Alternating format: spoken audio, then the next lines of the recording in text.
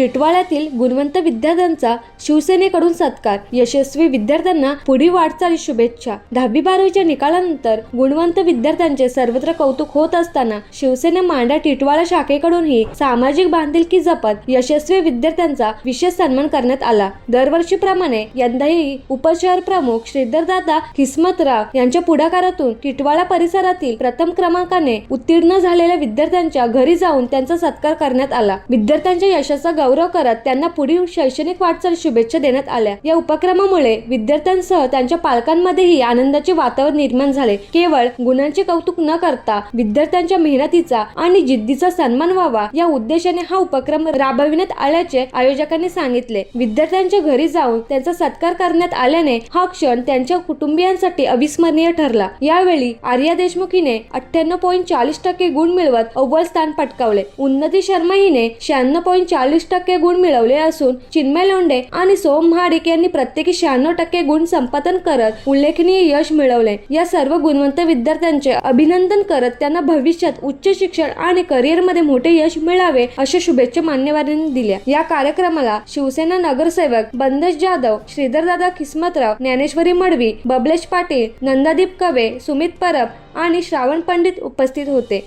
विद्यार्थ्यांच्या यशाचा गौरव करताना समाजातील इतर विद्यार्थ्यांनाही प्रेरणा मिळावी हा उपक्रमामागील मुख्य उद्देश असल्याचे यावेळी सांगण्यात आले।